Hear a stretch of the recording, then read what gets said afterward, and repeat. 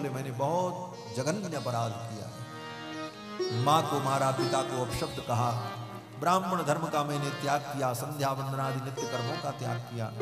इस पाप के कारण मुझे प्रेत बनना पड़ा, मेरी अकाल मृत्यु हुई। मेरे उद्धार के लिए कोई उपाय करो। गोकर्ण जी महाराज ने विचार किया कि जब गया श्राद्ध से भी इसकी मुक्ति नहीं हुई तो क्या करें। बोले ठीक है, मैं कोई उपाय करूंगा। रात भर नींद नहीं आई गोकर्ण जी को। प्रातः काल गोकर्ण जी महाराज ने जब संध्या वंदन किया, संध्या वंदन करते समय सूर्य भगवान को जब अर्घ दिया और सूर्य भगवान से प्रार्थना की, हे भुवन भास्कर, हे मरीचमाली, आप ही कृपा करके कोई उपाय बताओ। तो सूर्य भगवान की किरणों से स्पष्ट आवाज आई। सूर्य भगवान ने कहा कि सप्ताह वाचनम कुरु। श्रीमद् भागवत महापुराण की साप्ताहिक कथा इसे श्रवण कराओ। श्रीमद् भागवत महापुराण की साप्ताहिक कथा के विधि विधान से अनुष्ठान करने पर धुंधकारी को प्रेत योनि से मुक्ति मिल जाए। सूर्य भगवान के वचन को सुनकर के गोकर्ण जी महाराज ने कथा का आयोजन किया। 9 दिन तक श्रीमद् भागवत महापुराण को, 7 दिन तक श्रीमद् भागवत महापुराण की पावन कथा गोकर्ण जी महाराज ने सुनाई। धुंधकारी तो प्रेत था, वायु रूप था, आया और एक बांस में बैठ गया। मंडप में जो बांस था, 7 गांठ के उस बांस में बैठ करके सुनने लगा। एक दिन की कथा समाप्त होती तो एक गांठ फट जाती, दूसरे दिन दूसरी, तीसरे दिन तीसरी, 7 ग्रंथियां फट गईं और धुंधकारी को दिव्य शरीर की प्राप्ति हुई। दिव्य रूप धरो जातस तुलसी दाम मंडितः। 7वें दिन उसका शरीर दिव्य हो गया महाराज। 7वें दिन वो मुक्त हो गए, जैसे राजा परीक्षित 7वें दिन मुक्त हो गए। और ऐसी ही अद्भुत घटना भी मेरे साथ घटित हुई। इस कथा के पहले प्रतापगढ़ जनपद में उत्तर प्रदेश में ही श्रीमद् भागवत की कथा सुनाने में गया था। 7 दिन कथा हुई। 7वें दिन की कथा सुन करके जजमान भगवत धाम चले। 7वें दिन भंडारा नहीं हो पाया 8वें दिन का, और 7 दिन तक विधि पूर्वक उन्होंने कथा श्रवण की। प्रतिदिन पूजा आरती सारे उत्सव हुए, सब कुछ हुआ। 7वें दिन की कथा होने के बाद भगवत धाम चले गए। पूजा की तैयारी में थे 7वें दिन, और नहा धो करके पूजा करने के लिए चले, तब तक चक्कर आया और गिरे। 7 दिन की कथा। अंत में हवन बाकी था। हवन का कार्यक्रम संपन्न हुआ। फिर उसी हवन की अग्नि को विदा किया गया और उसी अग्नि से उनका दाह संस्कार हुआ।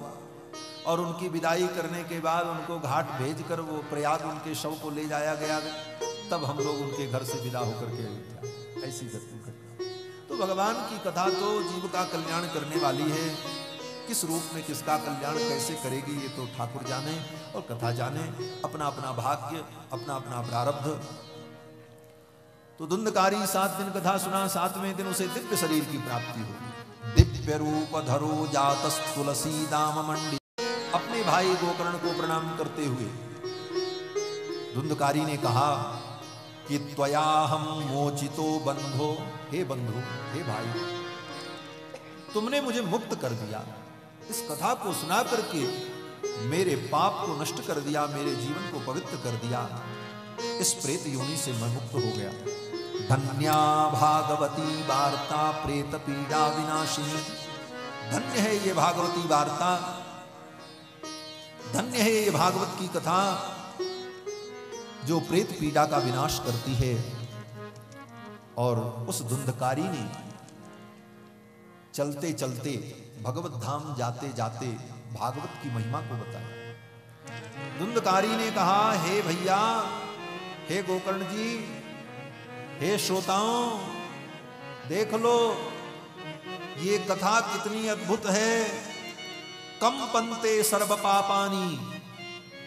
भागवत की जब कथा होती है तो जितने पाप हैं वो कांपने लगते हैं। बोले अब हम जाएं कहां?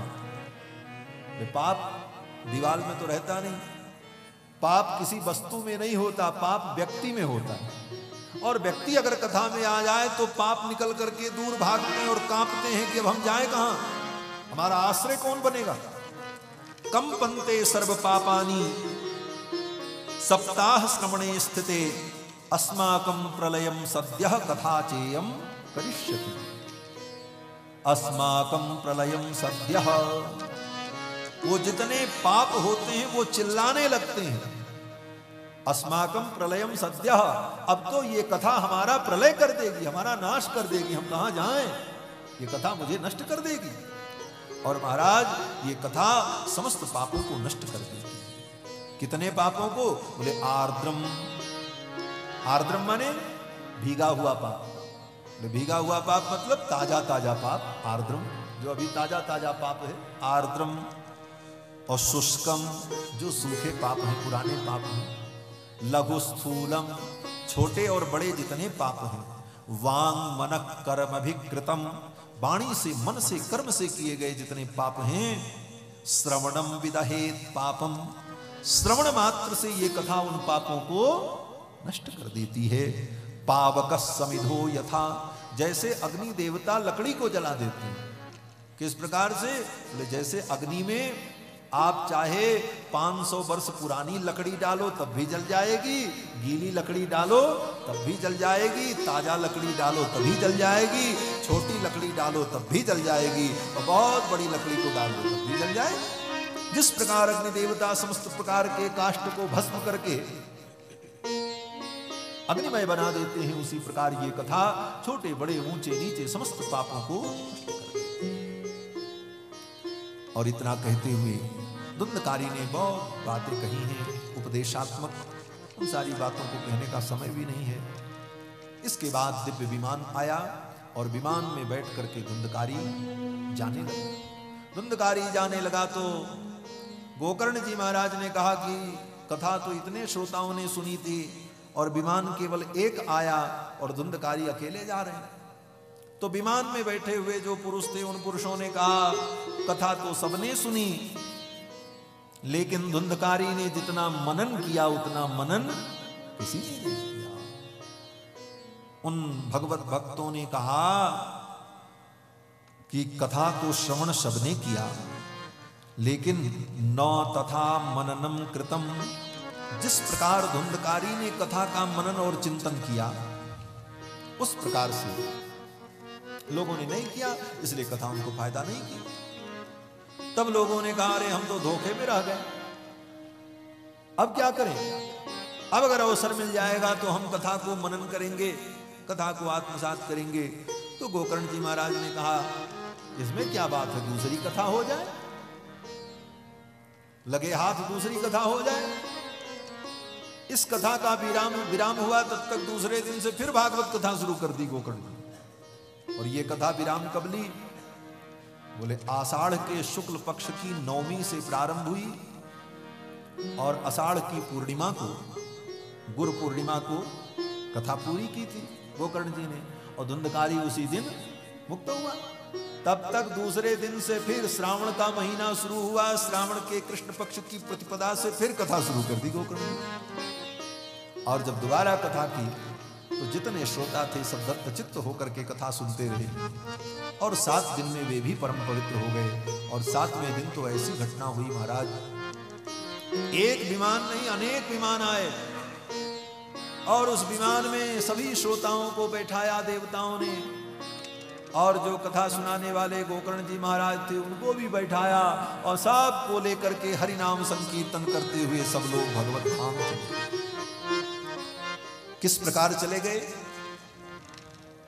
सूत जी महाराज कहते हैं कि अयोध्यावासिनः सर्वे, अयोध्या का उदाहरण दिया कि अयोध्यावासिनः सर्वे यथा रामेण संगताः, जिस प्रकार त्रेता युग में भगवान राम के साथ उनकी सारी प्रजा चली गई वैकुंठ, उसी प्रकार गोकर्ण जी महाराज के साथ में उनके जितने श्रोता थे साथ चले गए। अयोध्यावासिनः पूर्वं यथा रामेण संगता तथा कृष्णेन ते नीता गोलोकम योगी दुर्लभम, तथा कृष्णेन ते नीता।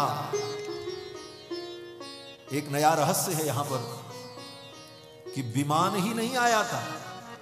विमान में देवता लोग तो आए थे, विमान तो आया था, लेकिन स्वयं भगवान भी आए थे उनको लेने के लिए। ये अद्भुत बात है। ऐसा नहीं कि जैसे लोग किसी व्यक्ति को, विशिष्ट व्यक्ति को बुलाते हैं तो अपना ड्राइवर भेज दिया, गाड़ी भेज दिया, जाओ उनको बैठा करके ले आओ।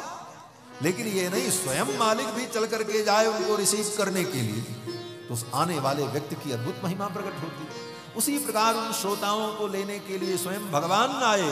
तथा कृष्णेन ते नीता, कृष्ण भगवान उनको लेकर के गए। कहाँ? बोले गोलोकम योगी दुर्लभम, जो योगियों को अत्यंत दुर्लभ है ऐसे गोलोक में लेकर के पधारे। इस प्रकार श्रीमद्भागवत महापुराण की महिमा का वर्णन श्री सनकादिकों ने नारद जी को